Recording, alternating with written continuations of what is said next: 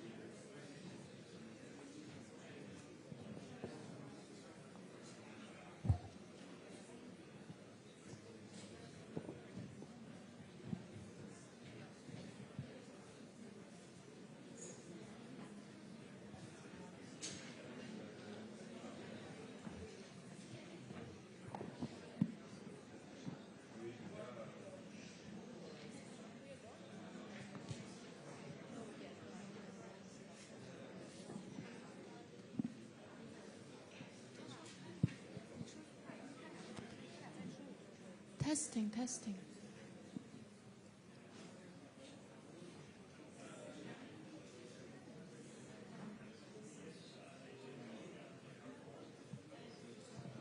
So Martinez, how was great. The Chinese.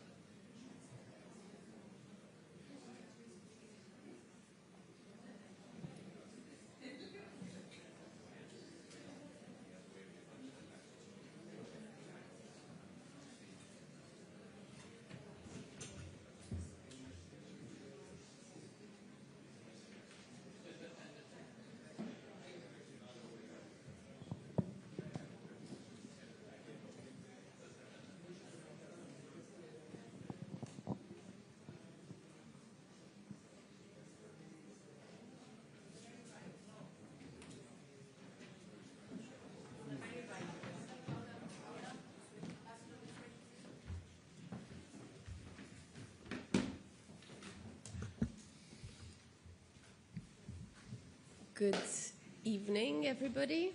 It's a pleasure to welcome you at this press conference following the 25th EU-China Summit. President of the European Council, Antonio Costa, and the President of the European Commission, Ursula von der Leyen, will brief you on the meetings they had with President Xi and Premier Li. And without further delay, I'll give the floor to President Costa. Good evening, Ursula.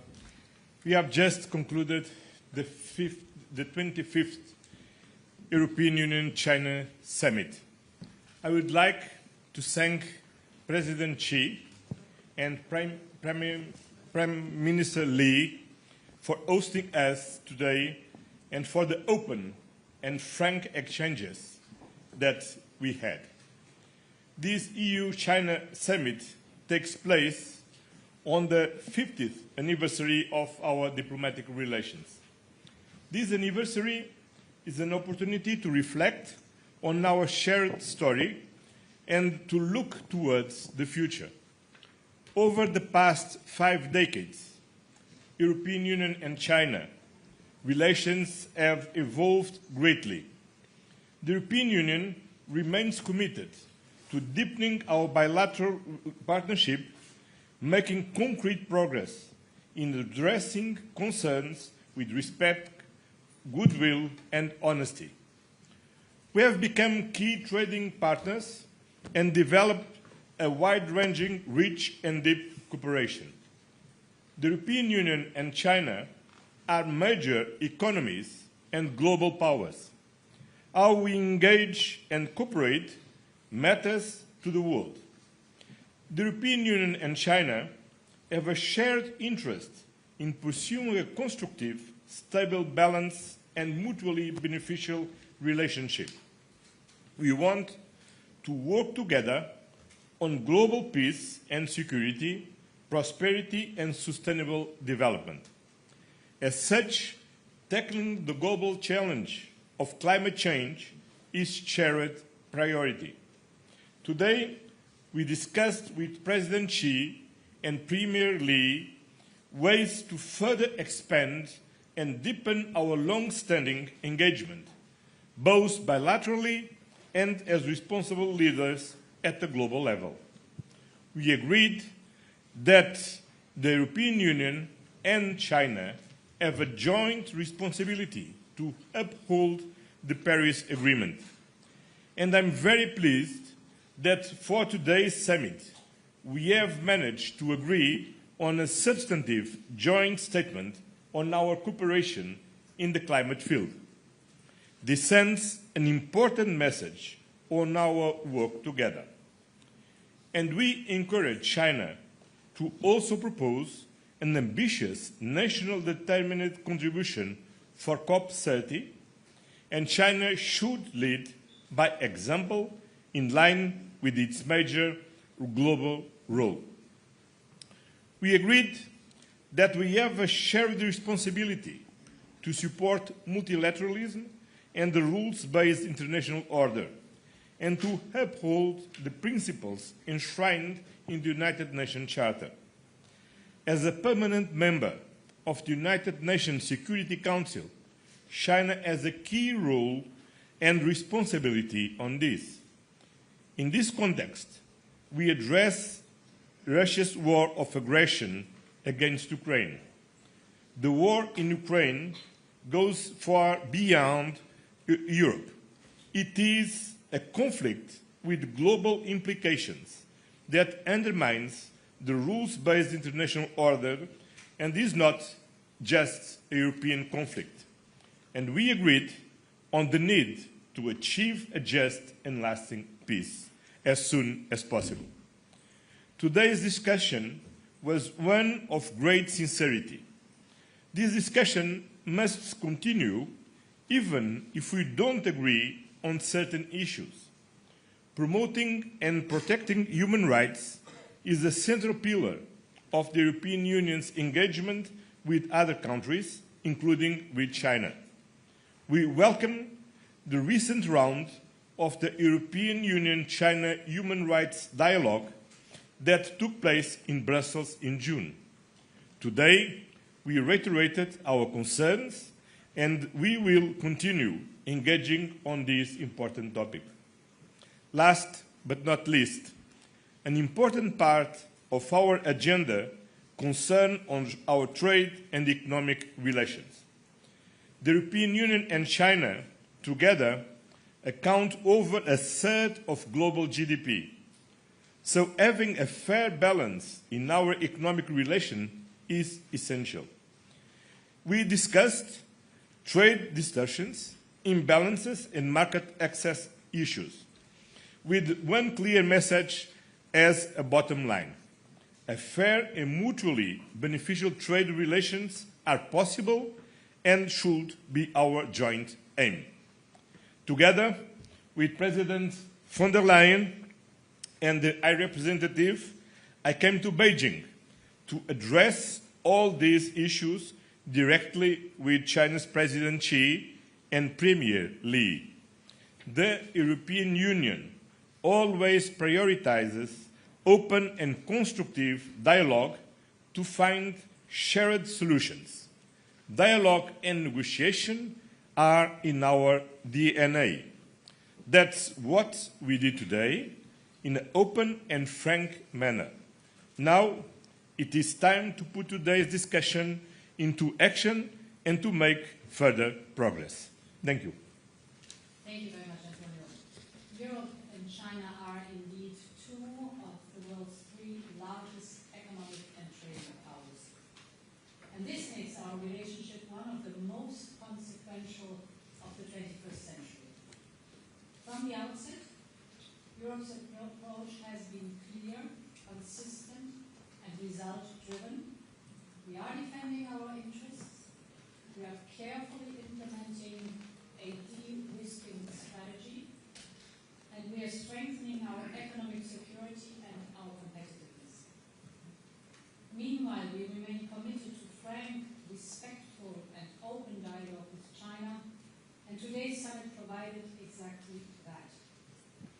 It was a valuable opportunity to work towards concrete progress in key areas of our bilateral relations, but we also clearly explained our concerns to the Chinese leadership, particularly in trade and investment. And let me start with this. A few figures. Today, the European Union accounts for an impressive 14.5% of China's total exports. Yet China only represents 8% of our exports. These numbers speak to the scale of our relationship, but they also expose a growing unbalance. It is mostly due to an increasing number of trade distortions and market access barriers. But unlike other major markets, Europe keeps its market open to Chinese goods. This reflects our long-standing commitment to rules-based trade. However, this openness is not matched by China. The European Union's trade deficit with China has doubled in the last more than 300 billion euros by now. So we have reached a clear inflection point. As we said to the Chinese leadership, for trade to remain mutual, beneficial, it must become more balanced. Europe welcomes competition, we like competition, but competition has to be fair. So we raised three priority areas where we believe progress is both possible and needed. The first is market access. Reciprocity is a simple and clear principle in this regard. At our summit, I referred to the importance of reciprocity in the public procurement, and today we agreed to work on concrete solutions for that. Second, we discussed at length the issue of overcapacity in China's economy in all the crucial sectors like, for example, steel, solar panels, electric vehicles, batteries, and others. The subsidized production does not match the domestic demand in China, and therefore overcapacity produced here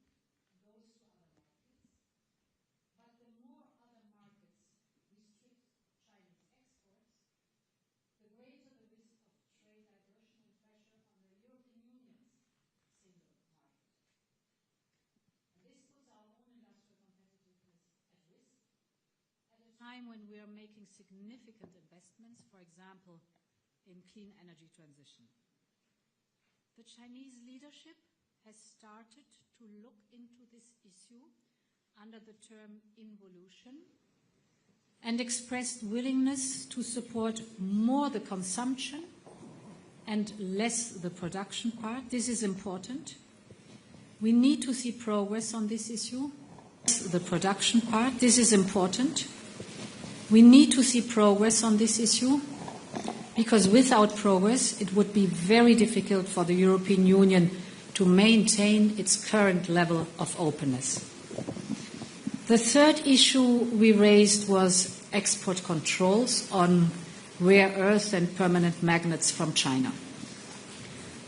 As you know, these export controls have placed significant strain on some European companies. To keep trust in our trade relationship, we need reliable and secure supply of critical raw materials from China.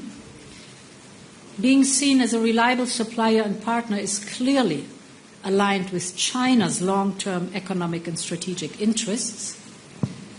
So we acknowledge China's efforts on fast-tracking licenses for the critical raw materials, and we agreed, and this is new, to have an upgraded export supply mechanism.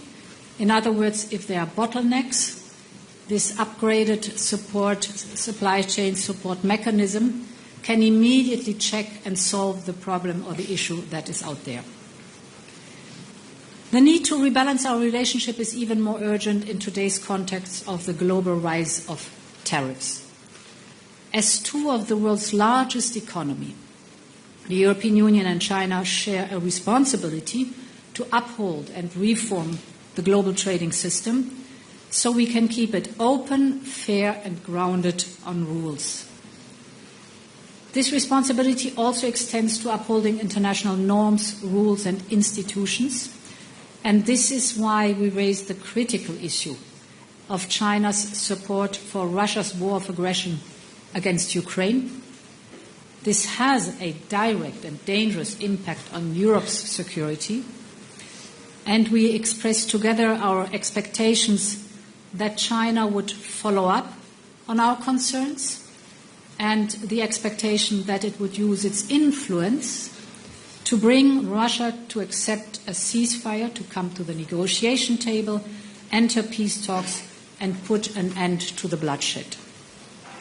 How China continues to interact with Putin's war will be a determining factor for our relations going forward.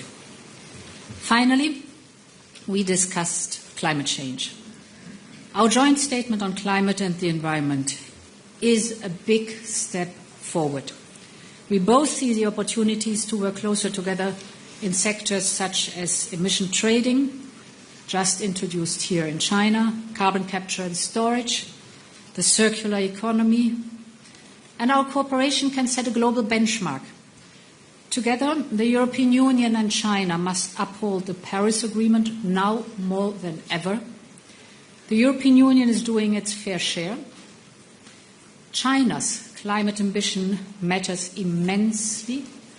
We are both convinced that the triple planetary crisis of climate, biodiversity loss, and pollution requires a strong multilateral framework, and we both want COP30 in Belém to deliver ambitious results. From the summit, I gather that there is a lot we can do together. Despite our difference, and we have differences, we can find pragmatic solutions. Europe will always defend its interests, as China would.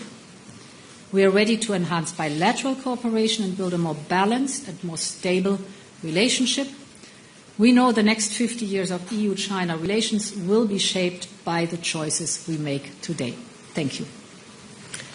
Thank you very much. I'll open the floor for questions. Please note that there's interpretation provided in English and in Chinese. I'll start with the paper.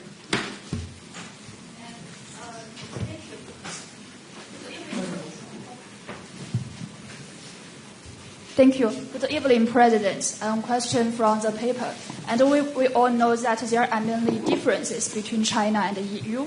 We have different social system, different culture and history, and also we have some different views on some bilateral and international issues. So my question is, as we mark our 50th anniversary, how can we keep this divergence from our cooperation and communication in the future? Thank you. Well, by dialogue.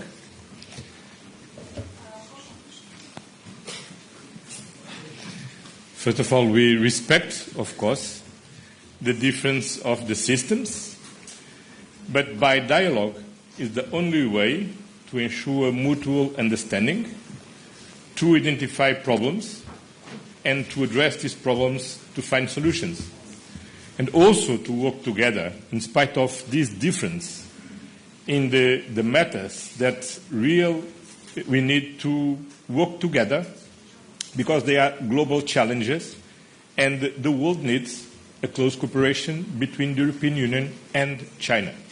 And that's the reason because we are here. We have been here doing this along of this day, working with President Xi, working with Prime Minister Li, and now I think we have a clear work to develop together. Yeah, indeed. This is a relationship that is as important as it is complex, without any question, and therefore openness, frankness, mutual understanding, so listening to each other must be the foundation of our discourse, our dialogue. And I think the summit delivered exactly on that one. We have very frankly and openly raised our concerns, very clearly, very direct. You know, the trade and investment and geopolitical issues that we mentioned. We have partially identified solutions. I mentioned the mechanism, if there are bottlenecks in the export controls, that we have a swift solution for that one, for example. And of course, we also recognize that we have shared challenges or concerns where together we can make a big difference. And this is, for example, the fight against climate change, or protecting the environment, but also humanitarian needs, development aid, and topics like this. So it was full of different topics, was a day, but very constructive and very pragmatic. Thank you. I'll give the question to Reuters. Microphone, please. Sorry. How close is the EU to a trade deal with the US, and what are the key sticking points, and what concessions is the EU willing to offer President Trump? And lastly, how has the potential EU-US trade deal affected the dynamic of today's summit discussions? Do you think that's changed the way the Chinese have approached Europeans? Thank you. So,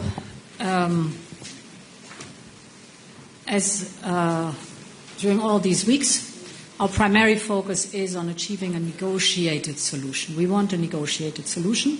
We have at the moment very intense technical and political contacts and discussions that are ongoing. But we are very clear, since weeks also, while we want a negotiated solution, all other instruments are on the table and remain on the table till we have a satisfactory result. Now to the second part of your question, our relationship with China is of importance, but it stands on its own merits. That's also very important. It's independent of the actions or the issues we have with others.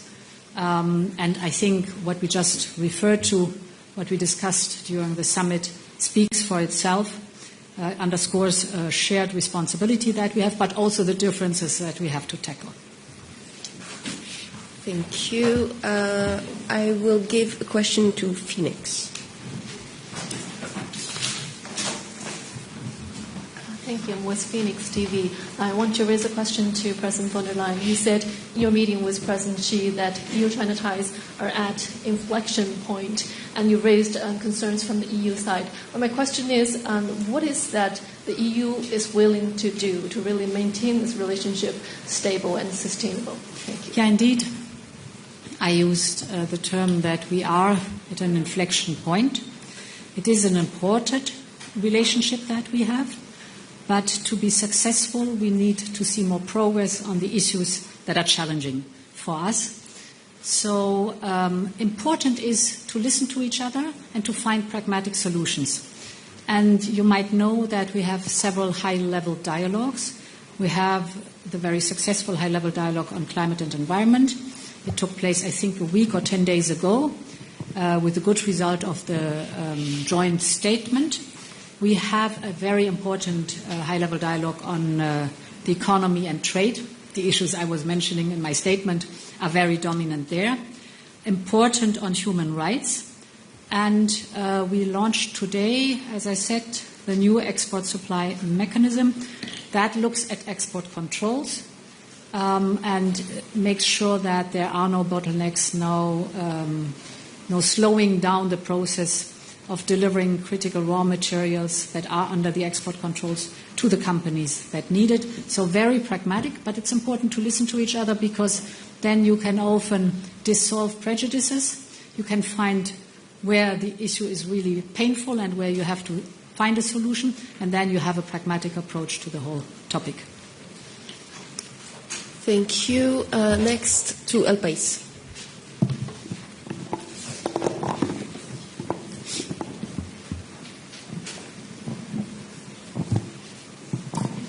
Thank you for the opportunity. I would like to know on Ukraine, the topic of Ukraine. So, I mean, we come from some tough weeks in this respect, with reports published on Wang Yi expressing in his visit to the EU this idea of China not interested in the end of the war, and of course the recent sanctions package. And you've expressed that you told the Chinese side your concerns. I would like to know, did you receive any new commitments from the Chinese side, or did they reckon anything new? Did they understand your points? Thank you.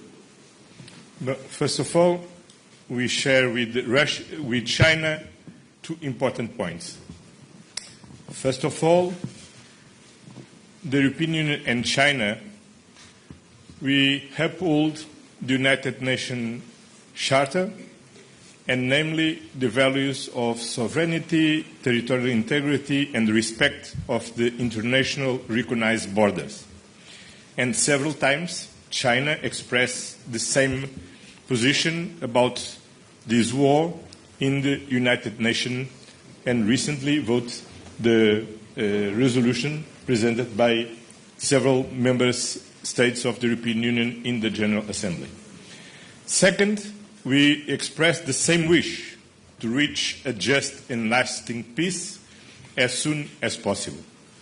And we had the opportunity to express, first, our conviction that China, as a permanent member of the Security Council, has a special responsibility to influence Russia to stop this war, to accept an unconditional ceasefire, and to go to a fair negotiation with Ukraine. And of course, we also stress that in war times, dual-use goods often are used as enablers of the war. And for this reason, we ask Russia to pay attention of their exports to Russia to avoid the use of dual goods for war purposes. Yeah, indeed. We have been very clear on that topic.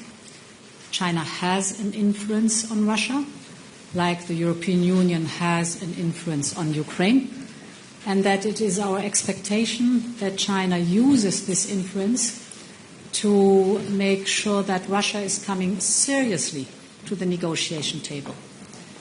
Like we in the European Union don't even have to use our influence because President Zelensky has already offered and is at the negotiation tables and offered to sit down and negotiate seriously with Russia. In those negotiations then, I fully acknowledge that two sovereign countries decide on what they want to discuss and how they want to discuss and what the outcome in the very end is. But important is that we have a ceasefire and that the negotiations at the table take place. There is a true and genuine willingness to find a solution and to end the bloodshed. Thank you. We will take one final question from AFP. Thank you. My question from AFP is European leadership talks about balancing its trade relationship with China, but there have been no signs of a shrinking deficit, with European markets heavily dependent on imports from China. I haven't understood. Sorry, but Can you repeat the question, please? Sure. My question is that European leadership talks about balancing its trade relationship with China, but there have been no signs of a shrinking deficit, with European markets still heavily dependent on China for materials in technology and energy and other manufacturing components, while also lobbying for these loosened export restrictions on rare earths. So what are some practical steps that the EU plans to take to address the $360 billion trade deficit with China, and can you provide any glimpse into the time frame of that? Thank you. So we had today a very interesting business community meeting, Chinese businesses and European businesses, and there was also very clear that it is three main issues that are restricting the potential that could be possible in trade between the European Union and China, and this is the lack of market access, the tariff barriers partially, but also the non-tariff barriers. For example, the Buy China principle is often used by local authorities not to allow European companies to compete on a fair level playing field. So market access is one big topic. The second topic is indeed the export controls, or let's say the reliability of supply chains. And here the reliability of supply chains is very much focused on the topic of critical raw materials, permanent magnets, rare earth, for example. Here I think the summit showed that we can find practical solution, that there will be more transparency about the speed of allowing the export license to function, more speed in delivering on these critical raw materials to the companies. And if there is a delay, a critical delay, we have now established a mechanism where the companies can immediately ask us to mediate and to find out why there's a delay on the delivery of the critical raw materials to the companies. So a very pragmatic step forward in one of the major topics the companies in the European Union are complaining about. And as I said, if it comes to the Chinese market, it's mostly the access to the market that is demanded. That's it for tonight. Thank you for attending this press conference.